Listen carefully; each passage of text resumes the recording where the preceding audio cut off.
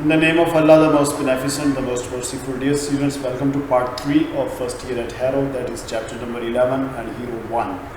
Mr. Somervell, a most delightful man. Mr. Somervell जो थे वो एक delightful यानी बड़े पुरमसरत इंसान थे. To whom my debt is great, जिनका मैं बहुत देनेदार हूँ. क्लियर, जिनका debt यानी एहसान बहुत है. Was charged with the duty of teaching. उन्हें पढ़ाने का चार्ज दिया गया था. किसको पढ़ाना है? द स्टूपिडेस्ट बॉय, यानी डंस पहले वर्ड है, डंसेस्ट बॉयज, स्टूपिड तीन बॉय को क्या, the most disregarded thing. Disregarded dear students क्या होगा? Abhorred, ignored, clear, disliked thing, namely जिसका नाम है टू राइट मियर इंग्लिश, सिर्फ इंग्लिश लिखना. तो पता चला है कि मिस्टर सोमरवेल, ये आपने याद रखना है कि इनको इंग्लिश कौन पढ़ाता था? Mister Somervell.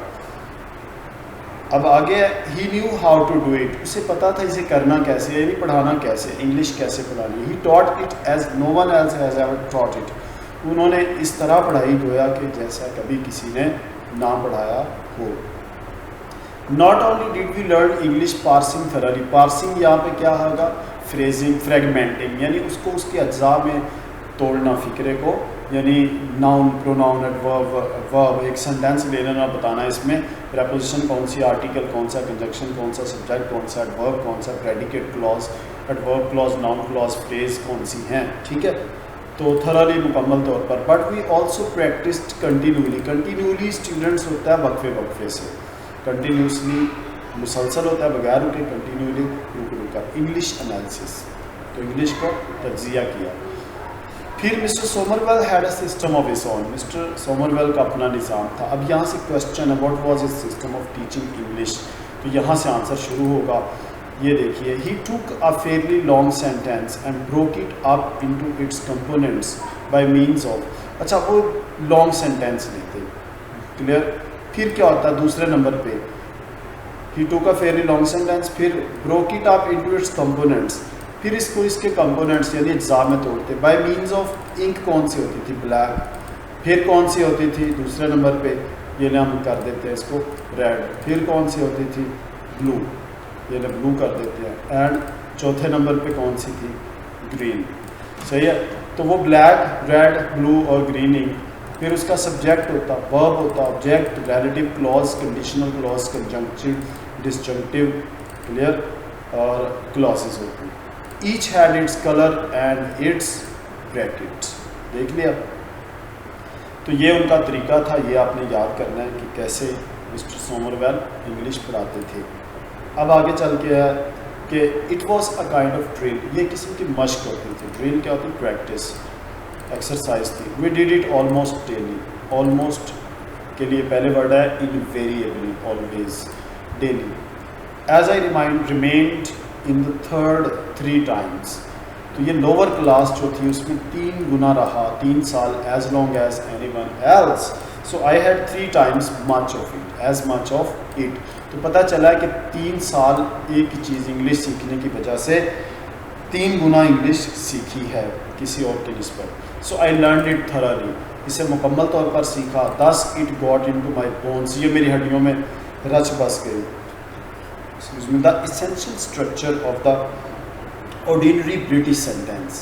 पता चला है कि एक ऑर्डिनरी आम ब्रिटिश सेंटेंस यानी इंग्लिश लैंग्वेज का जो सेंटेंस सीखने के लिए इन्हें 3 साल लगे उस स्ट्रक्चर को, which is a Nobel thing. तो पता चला इंग्लिश इतनी आसान नहीं है. तो ये एक बड़ी उम्दा बात है, फाइन बात है, क्लियर. फिर कहता है कि and when in after years my school fellows who had won prizes and distinctions for writing such beautiful Latin poetry. तो मेरे क्लास फेलोज, मेरे क्लियर टॉपर दोस्त जो थे जिन्होंने लैटिन प्रोज में प्राइजेस और डिस्टिंक्शन जीते थे लैटिन पोइट्री में, उन्हें क्या हुआ? देखो, पिथी ग्रीक, पिथी होते हैं शॉर्ट, थोड़े अल्फाज में बड़ी बात कहना, क्लियर. तो ग्रीक एपिग्राम्स होते हैं, ज़रबुल इमसाल, मकूले, कहावतें, clear. Had to come down, तो उन लैटिन वालों को come down again to common English, उन्हें अंग्रेज़ी की तरफ आना पड़ा. टू अर्न देयर लिविंग, रोज़ी कमाने के लिए. ये बड़ी पैथेटिक बात है, क्लियर. और मेक देयर वे, या गुजारा करने के लिए. पता चला कि इस दौर तक 1950s से पहले तक, वर्ल्ड वॉर तक, जो लैटिन और ग्रीक थी उनकी वैल्यू ख़त्म हो चुकी थी और इंग्लिश की बाइबल में ट्रांसलेशन हो गई थी और अब लैटिन और ग्रीक डेड लैंग्वेजेस बन गई थी देखते ही देखते। I did not feel my self at any disadvantage, मुझे कोई क्या किसी किस्म का खसारा, घाटा, क्लियर, या नुकसान ना हुआ। ओके, तो क्योंकि जिन्होंने टॉपर थे लैटिन और ग्रीक सीखने गए थे, उन्हें रोज़ी कमाने के लिए इंग्लिश सीखना पड़ी, तो ये इसने पहले सीखी थी तो ये उनसे एडवांटेज में था।